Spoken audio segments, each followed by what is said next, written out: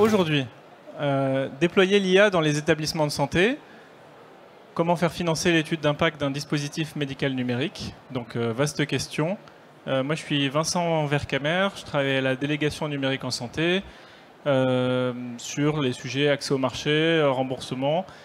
Donc, il y a la prise en charge anticipée numérique, mais il y a aussi le sujet des DM numériques à usage pro et en particulier ceux qui sont utilisés dans les établissements de santé. Donc la question, c'est pas comment déployer l'IA dans les établissements de santé, ça c'est un autre sujet. C'est vraiment sur la partie étude d'impact, c'est-à-dire en quelque sorte, vous déployez un DM numérique dans un établissement de santé, on va vous demander mais à quoi ça sert, pourquoi, comment je retrouve mes petits. Donc c'est un peu la question. La façon dont on l'a approché, c'est via un appel à projet qu'on lance dans la stratégie d'accélération santé numérique, donc qui est une des stratégies d'accélération France 2030, sur lequel la DNS fait la coordination, et donc il y a une trentaine d'actions, dont une action sur les achats hospitaliers et sur du coup une déclinaison opérationnelle de cette action qui se concrétise dans un appel à projet à destination des établissements de santé et pour lesquels on va dire les entreprises ou les offreurs de solutions vont être prestataires. Donc l'avantage, ça va être que pour elles, du coup, ça sera du vrai chiffre d'affaires, ça ne sera pas de la subvention. Et l'idée, c'est que les établissements puissent, eux, être financés pour l'achat, l'intégration et surtout la partie étude d'impact, c'est-à-dire faire la démonstration du retour sur investissement et le calcul des indicateurs associés à ce ROI en perspective établissement et de partager après largement leur rétex à l'ensemble de la communauté des établissements pour dire c'est super cette solution, ça marche du tonnerre, il faut l'acheter, ou c'est de la merde, arrêtez de perdre votre argent sur cette technologie et passer à autre chose pour répondre aux besoins médicaux qui est sous-jacent. Parce qu'on parle bien entendu ici de DM. Donc il y a forcément un intérêt de santé publique et un intérêt médical au début. Donc cet appel à projet, on y travaille depuis longtemps. Ceux qui me connaissent vont m'entendre redire de « il sort bientôt ». Il sort bientôt. On l'a construit avec la DGOS et le programme phare, la Direction Générale des Entreprises côté ministère des Finances et l'AIS côté service du Premier ministre. Et donc l'appel à projet après sera opéré par BPI France qui fera le processus de sélection des candidatures qui seront déposées. Et l'ambition, ça va être vraiment de faire en sorte que les solutions qui sont déjà matures, innovantes et numériques, parce que c'est la stratégie d'accélération santé numérique, puissent se déployer rapidement et qu'on ait un effet boule de neige des choses qui fonctionnent bien au sein de la communauté hospitalière. Alors, hospitalière et du médico-social. C'est établissements sanitaires et médico-sociaux. Donc si on essaye de replacer un peu cet appel à projet dans l'ensemble des différentes actions que côté ministère et puissance publique au sens large on mène, on va dire qu'on se trouve sur un volet un peu des établissements qui sont les pionniers. Donc on sait que nous, là on a un budget de 13 millions d'euros. Ça va être une cinquantaine, une centaine de projets financés, mais ça va être les établissements qui sont prêts à essuyer des plâtres et les établissements qui sont déjà en avance de phase, qui sont structurés pour pouvoir justement évaluer ces nouvelles technologies et les intégrer dans le soin en routine clinique. On parle quand même de techno mature. Donc on est vraiment côté de la maturité des solutions sur des solutions qui sont déjà prêtes à être déployées à grande échelle. On a d'autres appels à projets sur les phases d'études cliniques, l'appel à projet évaluation, l'appel à projet démonstrateur, le guichet diagnostic DM qui permet de faire financer des accompagnements pour l'obtention du marquage CE auprès d'un guichet BPI aussi, c'est une des actions de la SASN.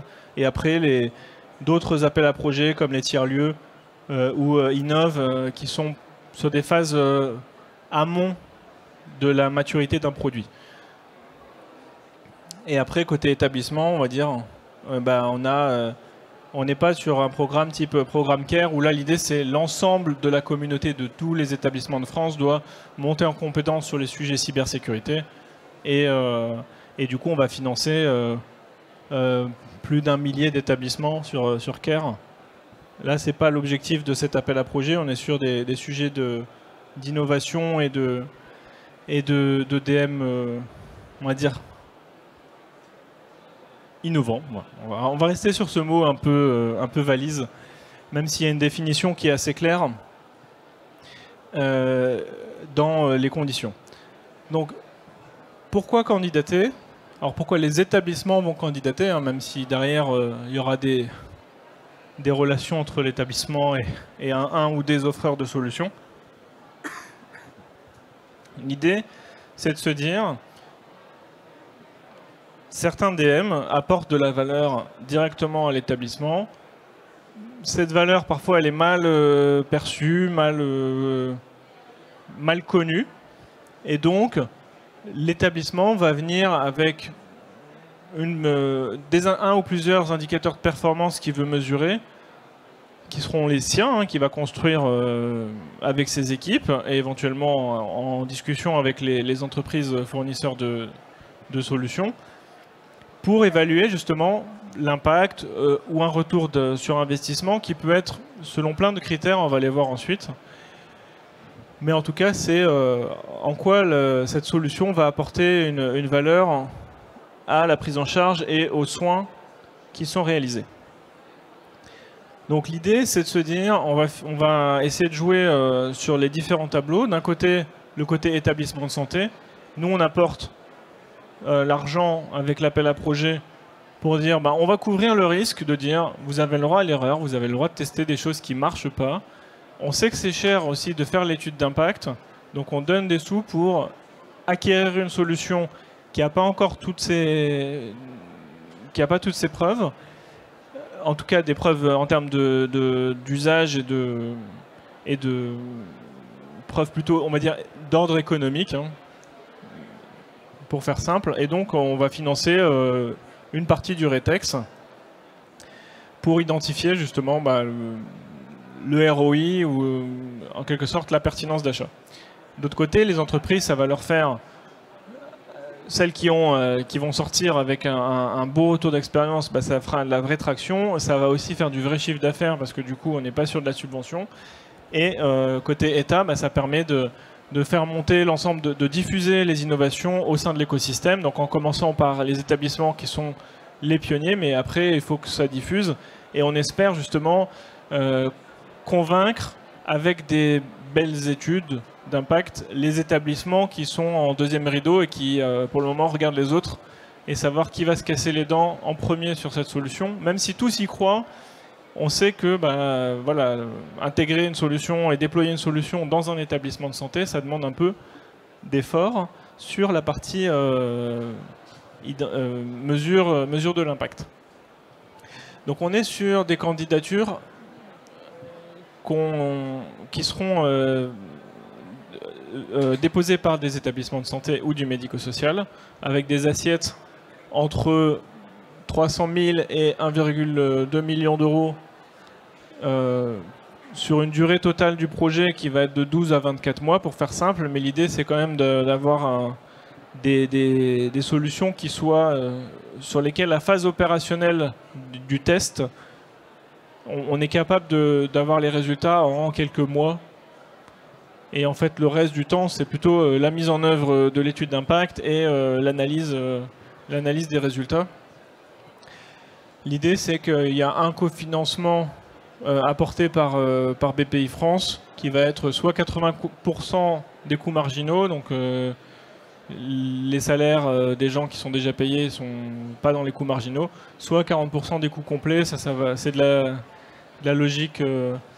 Ceux qui savent, mais c'est dans les comptas des établissements, donc ça sera entre BPI et les établissements le mode de calcul.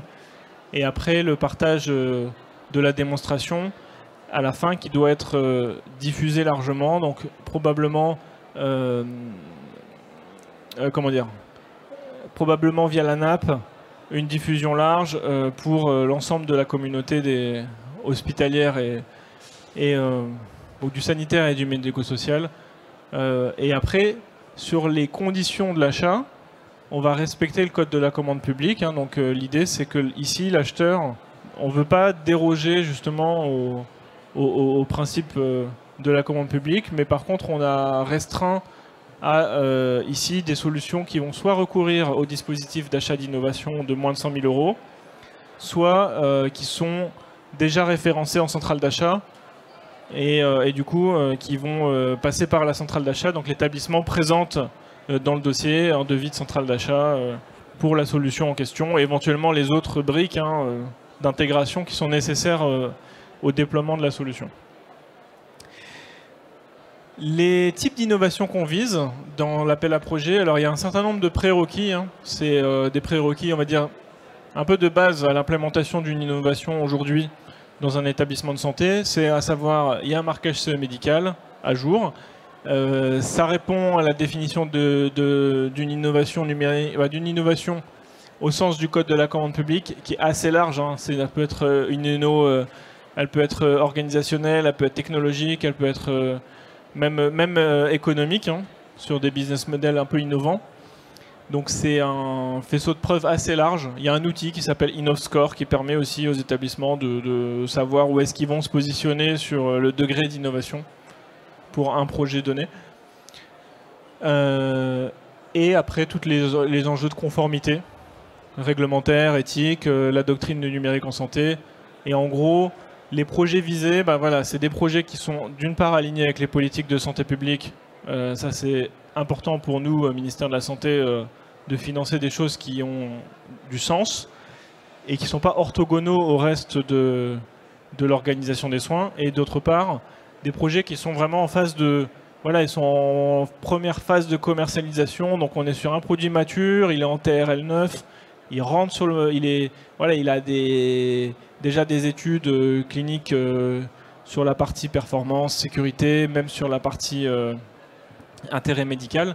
Néanmoins, il y a encore une phase d'usage qui n'est pas au rendez-vous, et donc c'est ce type de projet qui ne sont pas dans 75% des CHU, quoi. C'est-à-dire on est sur les premiers établissements, les premiers clients, mais des vrais clients, et qu'on veut justement accompagner, et qui seront un peu les porteurs après de la bonne parole sur, en tout cas, ceux vers qui les autres établissements se retourneront pour dire en fait, tu as testé ça, ça marche bien, ou est-ce que c'est un peu moyen, et qu'est-ce qu'on en fait? Donc là, j'ai cité, mais c'est que des exemples, c'est ni restrictif, ni engageant, de types de solutions qui, on va dire, sont attendues, mais pour lesquelles on n'a pas restreint la sélection. Donc ça peut être du DM de type aide au diagnostic, aide au dépistage, aide à l'analyse d'images d'échographie ou d'autres imageries. On ne va pas financer du scanner, on va financer les logiciels d'IA qui vont tourner pour analyser les images de scanner, mais l'idée c'est pas de financer du hardware outre, on va dire, une petite partie de hardware. Il n'y a pas de seuil rigide, mais voilà, si vous nous dites il nous faut un scanner pour faire tourner le bout de code, ça va pas passer. Et ensuite, tout ce qui peut être un peu monitoring intra-hospitalier ou de la modélisation sur la base d'images pour la chirurgie ou qu'est-ce que j'ai mis encore, tout ce qui est un peu, voilà, gestion de la douleur, pendant les soins. On va exclure volontairement parce qu'il y a un certain nombre de choix qu'on a dû faire, vu qu'on est en budget limité. La télésanté, et en particulier télésurveillance, il y a déjà un cadre de droit commun qui existe et sur lequel on ne va pas revenir, mais ce n'est pas l'objet ici de faire une expérimentation étape, donc on les a mis de côté. Tout ce qui est études longitudinales, donc tout ce qui est prévention, il y a le challenge prévention avec des budgets encore plus grands pour pouvoir faire les démonstrations et sur des durées qui ne sont pas les durées que nous on a ici. On veut des projets qui sont assez courts sur les sujets qui nécessitent un an de suivi de patients. C'est pas le bon véhicule. Après, si c'est 15 jours, ça peut le faire, hein, mais on va dire au-delà de 15 jours, un mois, on rentre dans du suivi longitudinal et ça va pas être les projets qui seront attendus ici. Tout ce qui est logistique, administration, suivi RH, c'est pas du DM et donc c'est pareil, on les a pas choisis parce que c'était un appel à projet sur les technologies de type dispositifs médicaux qui ont une finalité et une revendication sur la prise en charge directement et pas sur l'organisation des soins ou l'organisation de l'hôpital. Et tout ce qui est bien-être au travail, donc c'est à usage, à destination des soignants, mais c'est pas directement à destination des patients et des usagers des établissements de santé et du coup c'est pas des types de dispositifs, et y compris tout ce qui est recherche, drug discovery, etc. C'est pas du DM c'est pas du coup ceux qui sont visés ici. Alors en termes d'impact, on a un certain nombre de résultats que les établissements peuvent justement revendiquer et espérer en déployant une solution de type DM numérique, en particulier tous ceux qui intègrent de l'IA et qui sont porteurs de potentiellement un grand nombre de leviers d'efficience pour le système de santé. Donc ça peut être des résultats économiques directs, de réduction des coûts, ça peut être des résultats économiques plutôt indirects. On diminue la durée moyenne de séjour et du coup on va pouvoir avoir plus de patients et donc plus de GHS, et donc on a finalement un retour sur investissement pour l'établissement à la fin, et donc il arrive à retrouver ses petits. Mais ça peut aussi, on n'est pas restrictif, ça peut être des bénéfices plutôt sur le patient ou pour les soignants. Néanmoins, l'établissement, ça veut dire qu'il a à côté des sources de financement qu'il va mobiliser et sur lesquelles il va être en mesure de dire, si j'atteins ces résultats avec ces indicateurs que je propose en tant qu'établissement de santé, je considère que l'objectif est rempli, et donc je ne vois pas d'objection à pas acheter ou à pas renouveler la licence à terme, quand le financement ici d'amorçage, on va dire, financement de l'étude d'impact s'arrête. Il faut qu'à terme les solutions elles s'auto-entretiennent.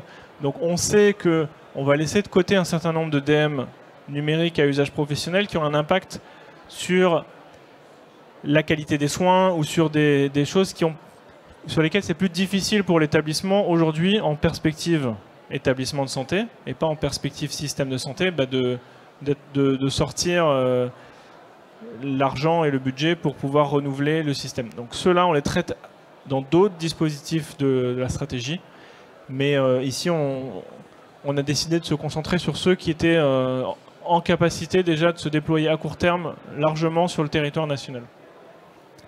Donc en termes de calendrier, on va être sur un calendrier, la vie d'un projet numérique en haut. Donc nous on est plutôt concentré là aujourd'hui sur les phases un peu candidature, sélection. Donc ça va être à ce moment-là que les établissements vont venir, hein. On peut considérer que ce qui est avant, c'est un peu le travail qu'ils font au quotidien de veille technologique et de rencontrer les startups, les innovateurs pour savoir qu'est-ce qui peut être utile aux équipes de soins. Et après, il y a une fois que le projet a été sélectionné, la suivi du projet et la réalisation. Donc on veut faire en sorte que le process de candidature soit court. Donc avec une fois que le dépôt de dossier sera réalisé par le porteur de projet, donc entre la publication au JO du cahier des charges, j'espère d'ici fin mars, si tout se passe bien. Donc on aura une première relève le 1er juillet, une deuxième relève pour les établissements qui ont un peu plus de travail à réaliser sur les projets le 2 décembre. Et après, les auditions qui vont suivre. Alors, ça sera, il y aura pas, j'ai dit minimum 21 jours, ça va être un peu plus long. Hein. Si c'est 1er juillet, ça sera en septembre pour les auditions. Mais avec un process qui se veut assez simple et rapide par rapport aux appels à projets, je dirais, plus ambitieux en termes de financement qu'on peut avoir habituellement côté BPI France. Et du coup, une décision de financement. Et après, le début du projet qui démarre avec un délai maximum. Hein, c'est-à-dire on ne veut pas une éternité entre l'établissement et BPI France pour signer les conventions. Il faut que ça aille vite et que les projets démarrent. Sachant qu'après, tous les coûts éligibles, c'est les coûts au moment du dépôt de dossier. Donc si certains établissements ne peuvent pas attendre, en fait, ils peuvent déjà engager le projet. Et s'ils sont convaincus en fait, d'y aller. Et dans le meilleur des cas, ils auront du financement. Et dans le pire des cas, ils auront quand même déployé. Donc ça, c'est classique hein, dans les appels à projets BPI. Et après, en termes d'évaluation, l'idée, c'est vraiment avoir des critères d'évaluation et de la performance de l'usage de ces dispositifs médico-numériques, de ces DMN, qui soient simples. On veut pas, c'est pas des études cliniques en fait. Hein. On finance pas des études cliniques, donc on n'est pas là pour faire des usines à gaz qui nécessitent énormément de reporting côté équipe de soins afin de sortir les indicateurs. On veut des choses qui sont assez simples. Pour caricaturer, le DIM, il appuie sur 3 boutons et on a les indicateurs. Mais je sais que c'est une caricature, mais voilà, l'idée c'est d'être en mesure d'avoir des indicateurs facilement et que quand l'établissement d'à côté va acheter aussi, il pourra éventuellement voir s'il retrouve les mêmes chiffres. Sachant que dans le rétex qu'on attend, il y aura bien entendu les résultats de ces indicateurs, mais il y aura aussi les conditions nécessaires pour un bon usage de ce DM. Typiquement, s'il faut une organisation des soins particulière et que c'est un service. C'est un service qui, je sais pas moi, le service de réanimation qui finalement pilote un peu le système, même si c'est le service d'urgence qui l'utilise. Bon voilà, si c'est ça les bonnes conditions d'utilisation du DM, ça sera écrit. Et puis si l'établissement d'à côté il retrouve pas les mêmes résultats, mais qu'en fait c'est un autre service qui a déployé les choses, ne pourra pas se plaindre en quelque sorte de pas s'y retrouver à son tour. Donc les bénéfices qu'on attend ici, hein, c'est vraiment éclairer les acheteurs hospitaliers, de se dire je prends une bonne décision d'achat et elle sera d'une part éclairée, et elle sera pérenne, donc je déploie quelque chose qui va pas mobiliser des équipes et à la fin on va se dire en fait on peut pas continuer, il faut qu'on mette fin au contrat. Et donc on a passé tous beaucoup de temps, beaucoup d'énergie à tester, à déployer, à faire l'accompagnement au changement pour pas pouvoir continuer alors même que tout le monde est content. Une solution qui marche pas, l'idée c'est aussi de se dire voilà, on arrête les frais et tant pis, on a perdu quelques plumes. Mais c'est amorti par le financement BPI France qui a été apporté à l'établissement et on passe à autre chose. Et il y a plein d'innovations très intéressantes qui existent et qui demandent qu'à être testées. Donc voilà, on fait de la place pour celles qui ont le potentiel d'être utiles au système de santé. Donc après, les outils et les livrables qui seront réalisés justement avec la communauté des établissements lauréats de l'appel à projet. Ils vont être de plusieurs types. Hein. Il y aura bien entendu un peu de travail sur l'aide à la formation. Là, c'est plutôt une offre côté ANAP, qui est l'Agence nationale d'appui à la performance pour les établissements de santé et du médico-social. Donc l'idée, c'est de développer des outils permettant aux établissements de faire justement une auto-évaluation du retour sur investissement, de permettre justement d'identifier comment on constitue, comment on compose ce ROI. Il peut être éventuellement composite de plusieurs indicateurs, y compris d'indicateurs de nature différente, et économique et non économique. Et après, la question de la transposabilité. Et donc là, il y a tout un travail de capitalisation qui est fait par la NAP de faire discuter entre eux la communauté hospitalière des différents établissements qui vont, par exemple, tester une solution d'imagerie, même si c'est pas la même techno. Hein. Il peut y avoir de l'écho et de l'imagerie dans les scanners, c'est pas le sujet, mais il y a quand même des sujets de capitalisation et après de transposabilité de ces résultats d'un établissement A à un établissement B, C, D, E, et en particulier des questions, est-ce qu'une solution utilisée dans un CHU est transposable dans un CH et réciproquement? Ça fait partie des attendus. Donc pour résumer, c'est un peu une façon différente de présenter la slide d'avant sur les différents indicateurs. Hein. Ça peut être soit de l'efficacité opérationnelle, de la qualité des soins, de l'impact économique, même de l'attractivité RH. Hein. Un établissement, il peut dire, bah, moi, ce qui est important, c'est de proposer une bonne qualité de vie au travail à mes soignants pour qu'ils restent plus longtemps dans l'établissement. Donc je considère que déployer un outil de type DM numérique, ça va faire qu'ils resteront dans l'établissement parce que ça va permettre de leur libérer du temps ou de redonner plus de sens à leur pratique médicale. Et du coup, si la solution qui me promet ça me le montre, on arrive à le montrer, ça me va, moi j'achète. Nous, on n'a pas de préjugés sur les motivations d'établissement à acheter ou pas une solution. Donc là, nous, on juge, est-ce que, et BPI France, hein, au moment des évaluations et des candidatures, ils vont juger, est-ce que le projet est smart? Est-ce que les indicateurs proposés sont smart? C'est-à-dire, est-ce qu'ils seront simples, mesurables, dans un temps restreint, et qu'on n'est pas en train d'évaluer un projet complètement indéployable et intestable, et qu'à la fin, on ne soit pas capable de conclure sur un quelconque rétex. C'est-à-dire, si le rétex, on ne sait pas trop si c'est positif ou négatif, c'est qu'on a mal fait la sélection au début, ou alors que le projet qui a été déployé, c'est pas celui qui a été sélectionné. Donc là, c'est un peu l'accompagnement hein, que j'ai présenté de la NAP côté établissement. Donc structurer tout ce qui est la partie évaluation des projets retenus, la capitalisation et bien entendu une transparence sur les résultats, parce que l'idée c'est de se dire à la fin on fait effet boule de neige. Donc il y a un côté de dire on met sur la plateforme par exemple ia.anap.fr que je vous encourage à consulter et qui a été refaite très récemment, il y a beaucoup déjà de retours d'expérience du terrain et de tests qui montrent justement des cas d'usage et des cas concrets de déploiement d'outils numériques dans des établissements de santé. Voilà. Donc, ceux qui souhaitent, ils peuvent me contacter pour la présentation. Il y a un certain nombre de ressources autour qui peuvent vous intéresser.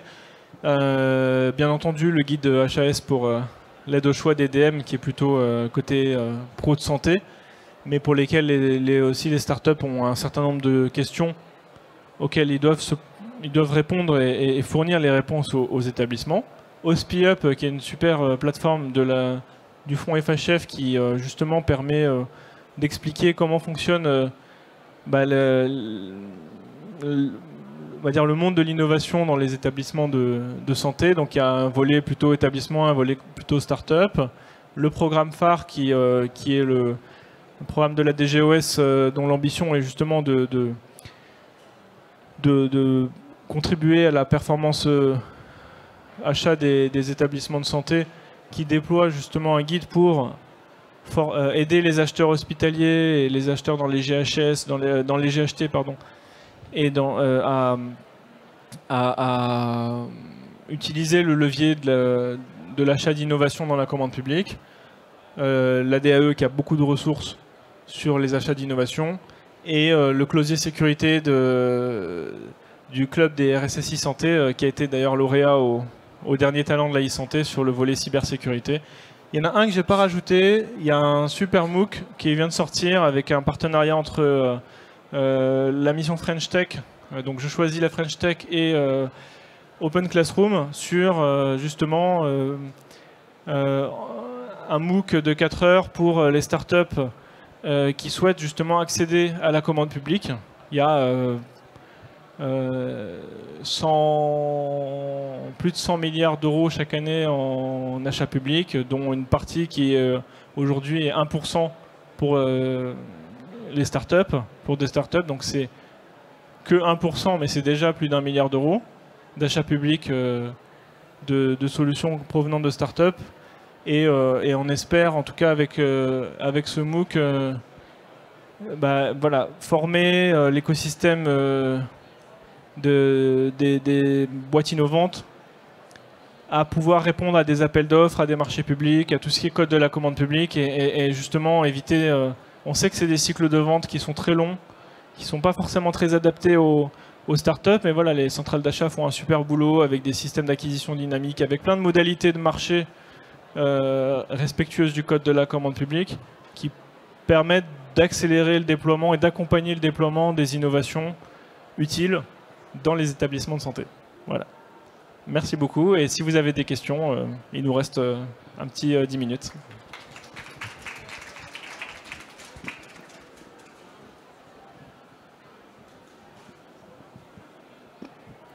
Merci beaucoup pour la présentation. Moi, j'avais une question un peu plus terre à terre. L'état actuel du déploiement des dispositifs innovants au sein des hôpitaux, on en est où? C'est extrêmement hétérogène. C'est un peu archaïque, pas archaïque, mais c'est très hétérogène. C'est un peu le bordel. C'est-à-dire, il y a des choses qui se déploient. Hein. C'est-à-dire, il y a des boîtes qui nous disent, des boîtes qui viennent nous voir, qui nous disent, moi, j'ai pas de problème de modèle économique, je l'ai trouvé. J'ai pas besoin d'aide, j'ai pas besoin de subvention, moi, ça marche.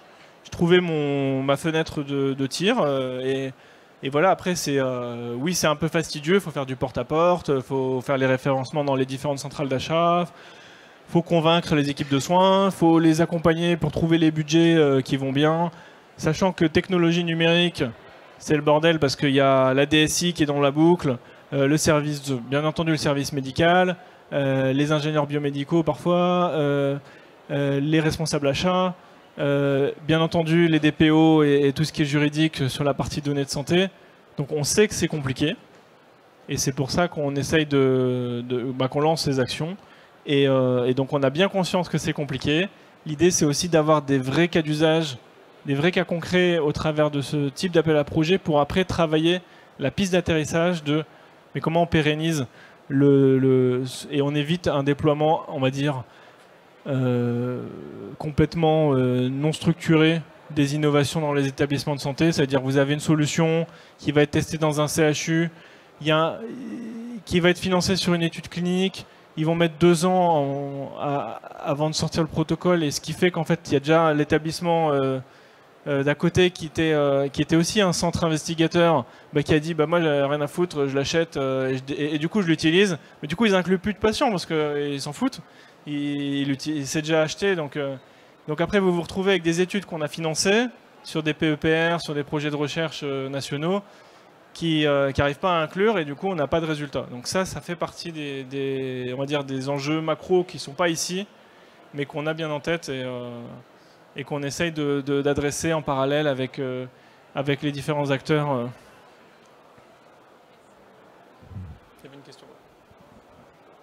Merci Vincent. Donc moi j'ai des questions vraiment très terre à terre de personnes qui envisagent d'appliquer au call avec des établissements partenaires. Donc on est start-up Avatar Médical. Du coup, c'est très commande publique tout ce que tu as présenté. C'est donc uniquement pour des CHU et des CHRU ou ça peut être des cliniques privées et des hôpitaux privés. J'ai pas compris ça. Ça peut être tout type d'établissement, public, privé. Il y en a certains, hein, il y a les ESPIC, ils sont aussi, et des établissements privés qui sont adhérents à des centrales d'achat. Hein, c'est vrai qu'au départ, c'était plutôt à destination des achats hospitaliers publics. Et l'idée, c'est de se dire, on est quand même pas sur les mêmes cycles de vente en termes de durée. C'est-à-dire un établissement privé en 3 mois, ça peut être plié. S'il a envie de le déployer, il le déploie. Un établissement public, il va être contraint par le code de la commande publique, par les marchés, par un certain nombre de choses qui font que les cycles de vente des startups et des innovations, ils se retrouvent à tout de suite 12 mois, 18 mois pour pouvoir, avant de déployer et d'acheter, quoi. Donc c'est ça on essayait d'adresser. Donc je vais dire naturellement, c'est plutôt avec un prisme commande publique, établissement public, ESPIC, qu'on avait conçu le cahier des charges, mais c'est ouvert à tout type d'établissement. Et on sait que les établissements privés, ils ont beau avoir on va dire un financement qui est un peu différent du financement des établissements publics. Ça reste derrière des financements assurance maladie aussi et de la T2A. C'est juste que on met pas les mêmes choses dans les forfaits des uns et des autres, mais c'est pas des forfaits, mais voilà, dans les différentes modalités de financement, mais ça reste financé aussi par les impôts en partie, quoi. Et la deuxième question, c'est est-ce que si on a deux partenaires hospitaliers qui veulent faire une expérimentation, peut-être sur des choses un petit peu différentes, est-ce que du coup deux partenaires peuvent candidater avec la même boîte sur deux dossiers différents? Oui. En fait, l'idée, c'est de se dire, peut-être que, je sais pas moi, le CHU de Dijon, il a pas les mêmes enjeux que le CH d'une plus petite ville, ou le CH de Valenciennes et le CHU de Dijon, ils n'auront pas les mêmes enjeux, pas les mêmes indicateurs, pas le même ROI. Et du coup, ça fait sens qu'une même solution soit testée dans 2-3 environnements différents. Ce qui est sûr, c'est que par contre, on va financer des projets monoporteurs.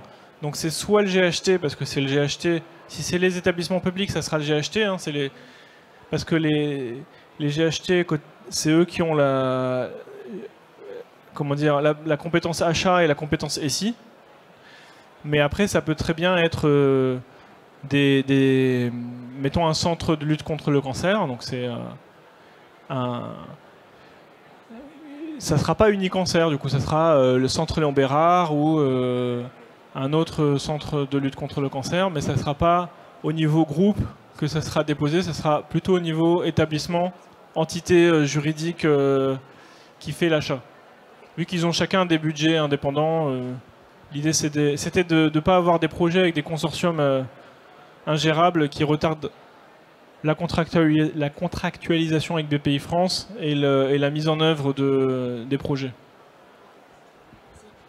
Merci. Est-ce qu'il reste d'autres questions? Oui. Alors, il faut arriver à faire passer le micro. Alors vous l'avez peut-être dit, mais quand est-ce qu'aura lieu l'accompagnement de l'ANAP, notamment pour identifier les données, méthodes, calcul de ROI? Je pose la question parce que du coup, au moment de candidater, on aura dû définir nos établissements de santé, nos propres ROI. Du coup, ça veut dire que ça servira peut-être pour les années suivantes si c'est récurrent, ça sera publié sur le site de l'ANAP. Comment on pourra s'emparer en fait du travail réalisé là-dedans? En fait, je pense qu'il y a deux choses. C'est que il y a un niveau de candidature où le dossier de candidature et la matrice on a associé au dossier de candidature une sorte de matrice de type synopsis dans lequel vous allez essayer de définir le ROI et les indicateurs associés. Mais si par exemple vous avez un indicateur qui est je fais gagner 30% de temps médecin, l'ANAP, donc on va vous dire ok, très bien, mais la question c'est comment vous le mesurez ce temps médecin, et là l'ANAP elle interviendra justement en phase aval, donc après l'annonce des lauréats, pour accompagner les projets sur comment on fait un bon calcul de temps médecin, et parce qu'il y a plein de façons de le faire, et en fait on arrive dans des subtilités opérationnelles qui sont importantes. Donc même si l'indicateur est pertinent, faire économiser du temps médecin en établissement, ça a fait sens. Il y a aussi beaucoup de façons de l'implémenter, d'aller chercher ces choses-là sans rajouter de la lourdeur au quotidien aux soignants et aux équipes, à leur dire on a besoin d'un reporting, comme on pourrait le faire sur une étude clinique où on paierait un ARC pour aller farfouiller dans les dossiers et remplir un ICRF, quoi. Voilà, c'est un peu l'idée. Donc c'est en phase aval. Et en phase amont, après, il y a des acteurs qui peuvent vous aider à structurer les ROI. Je sais que le fonds FHF accompagne les établissements publics de la FHF sur justement essayer de définir des critères microéconomiques sur des choses qui font du sens pour la phase de candidature, mais il y a aussi d'autres acteurs ou des consultants qui peuvent aider à cadrer un peu cette phase amont. Est-ce qu'il reste des questions dans la salle? Est-ce que la NAP veut intervenir? Est-ce que BPI France veut intervenir? Merci beaucoup et on reste en contact et dès que c'est sorti, on le relayera sur Genius et on le relayera par tous les canaux possibles. On va dire l'idée c'est quand même d'avoir une phase de candidature qui est assez courte. Hein. Donc on sait que on va aussi sélectionner les établissements qui sont le plus capables de tout de suite mettre l'ensemble des équipes et des compétences autour de la table, donc les compétences SI, les compétences médicales et les compétences plutôt financement, et de proposer un projet qui fait sens. Voilà. Merci à tous, bonne journée.